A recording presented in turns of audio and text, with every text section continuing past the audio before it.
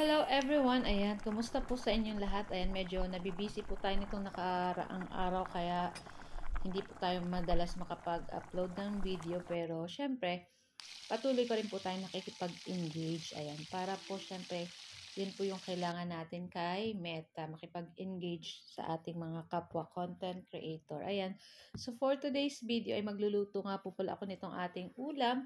Walang iba kundi itong ating sinigang na hipon. At meron din po tayong, magpiprito din po ako dyan ng isda. So, ayun na, at nagpakulo tayo ng tubig dito sa ating pot.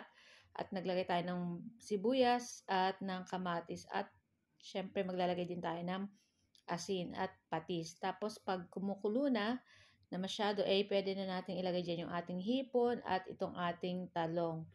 Tapos, ilalas po natin dyan ilagay yung ating kangkong, daon ng kangkong. Tapos, pwede na natin ilagay, guys, itong ating sinigang sa sampalok. Nor sinigang sa sampalok. Siyempre, the more na maasim po, mas masarap pong humigop ng sabaw pag talagang maasim yung sabaw. Ayan. Tamang-tama po ito pag kayo ay may hangover, charot. Ayan. So, lulutuin lang natin po dyan yung ating talong at yung ating hipon at pagkatapos ay madali lang naman po yung maluto kaya napakadali po nitong lutuin. Ayan. Syempre tikman na lang natin at kung medyo matabang pa, adjust na lang po. Kung medyo kulang pa sa alat, kayo na pong bahala. Ayan. So naglagay na rin po ako ng 2 pirasong siling pangsigang at ilagay na rin po natin dyan yung ating dahon ng kangkong. Ayan. Sinama na natin yung ibang stem niya kasi nakakain naman po yan. Wag lang yun sa may parteng pinakadulo na. Ayan. Tapos yan. So, aapaw na ng konti. Hindi naman. Saktong-sakto lang po itong ating nilulutong sinigang na hipon dito sa ating pot. Ayan. So, okay na yan guys. So, hintayin lang nating maluto yung ating kangkong. Ayan, takpan po natin. At after ilang minuto ay, ayan guys.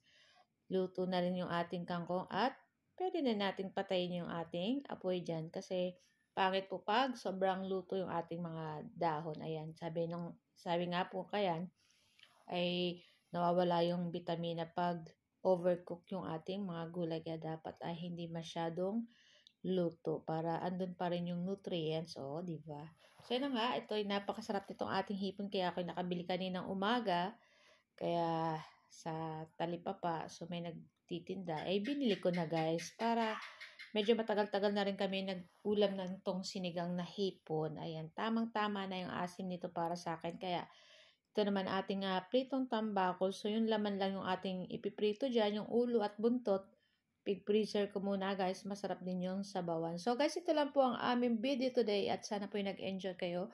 Huwag niyo po sanang kalimutan mag-like, comment, at pa-share po ng ating video.